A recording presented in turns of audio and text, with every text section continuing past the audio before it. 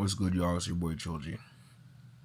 Now, today, just wanted to make a very quick video, straightforward, speak on something that I've probably spoken about in some of my other videos, but today, sorry, I'm just eating some caramel and I bit my tongue, scratched the side of my mouth, and a bunch of stuff in that process. I don't know, I had a little hunger for a little sweet tooth, and that kind of messed up this plan because my mouth's kind of hurting. It's getting a bit better. It just happened maybe 2 minutes ago. um, I'm not gonna show you the bite on the where I hurt my tongue, but if you see it, you see it as I'm talking. But the point is, today's video is gonna be about the real music game. Now, if you follow me on Threads, you would see that my pinned post is saying this very thing, and there's a graphic there of a chess game or chess pieces, right? The black pieces, the white pieces, and the board. And I break down in those graphics the difference between artists, producers, and then the rest of the record industry. I even single out Drake.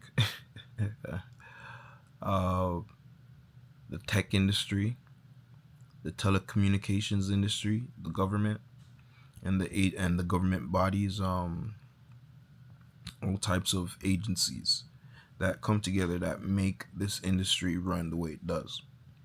And a lot of you guys are confused because you see what is propagated through the entertainment industry, and you liken that to what you think you want to do in music, which is fair.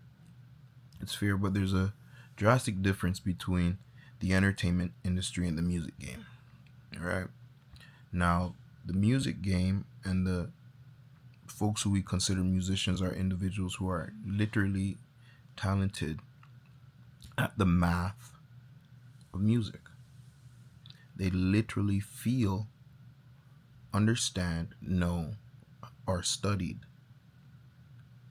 the patterns, numbers, and mathematical formulas that make music sound the way it does, and they perform it. Okay, so like I said, feel is also a part of it. So there's a lot of musicians who don't literally know terminology, but they are talented AF because they feel the math.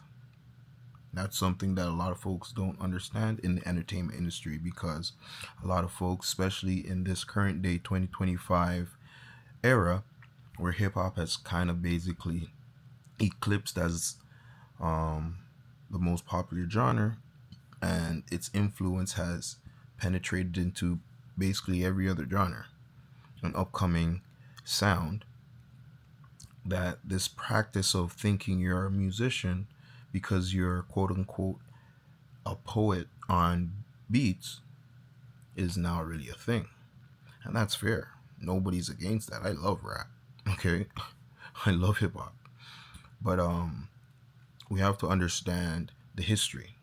We have to understand there was a time where the black community, they themselves, African Americans, okay,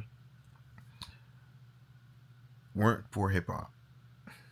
Jazz musicians, soul musicians, R&B, the early R&B, saw it as a dumbed down version of musical art form. And from both sides, from the composition side, they didn't appreciate that producers were taking their art, chopping a section and looping it, and saying that this is now their presentation. They didn't appreciate that art form. I love sampling. As a producer, I sample all the time. But historically, if we look at the point of view from the elders who didn't see the vision probably of where we were going to come with it and how we would pay our dues, right? With royalties and splits, we pay the sample, we clear the sample, we make sure the elders get paid for their work, right?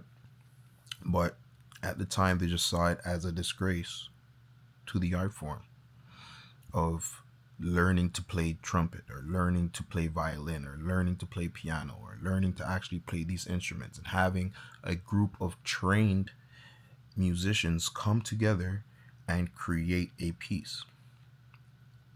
The amount of tenure that is represented in all those individuals to create a sample that you will flip and post on YouTube, right?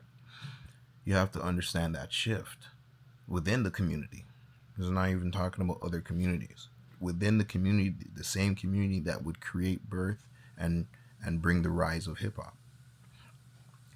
So knowing that the musicians and the folks who came before didn't truly value the art form as a high approach to musicianship on its inception, on its bare bone sample flip ideation of presenting sound, you got to see that okay, the producers already had a rough road ahead of them to prove their musicianship to the conglomerate of the community.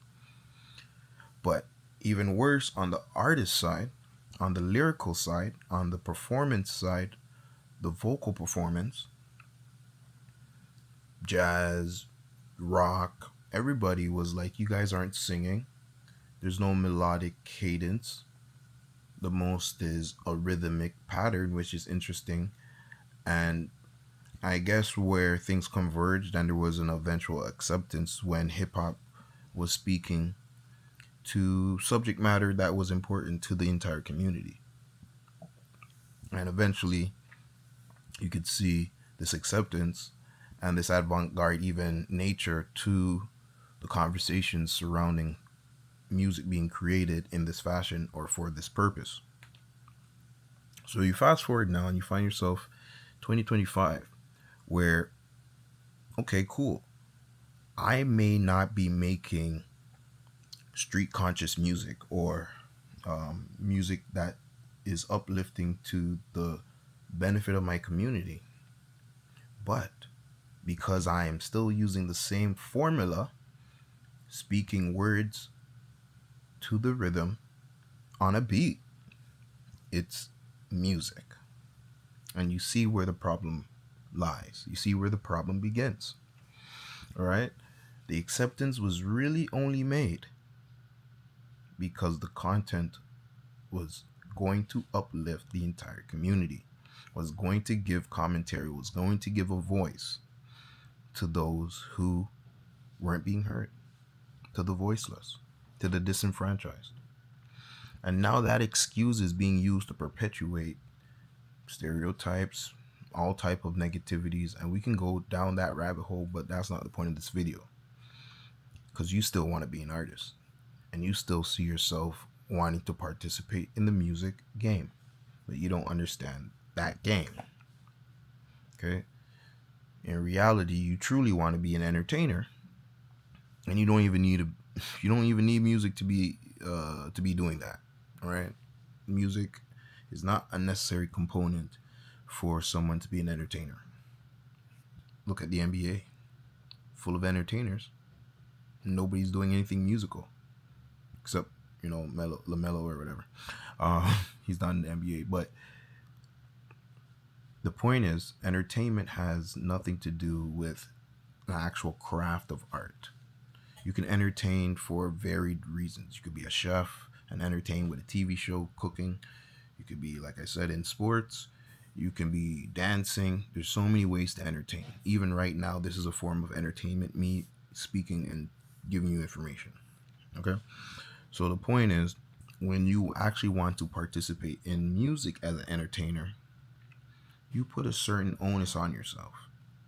You say that you are the reason the music that you are entertaining with exists. But we know that is not the case anymore. That artists don't necessarily need to produce their own music. Backstreet Boys, Britney Spears, the whole pop scene proves that music can be successful without the face of the performer being the individual or the reason why the music is being produced. or even the direction or anything to do with it. It can be completely cookie cut. So, why am I saying all that?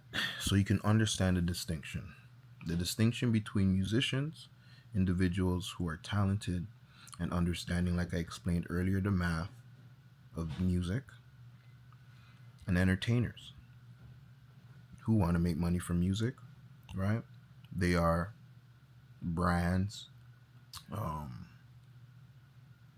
entities, companies looking to make exploits via these musicians, whether they're an artist seeking production and engineering and mixing and mastering and recording, the technicians, or whether a movie looking for music, soundscapes, backing tracks, soundtracks to support the film's release, as well as be, the music in the film.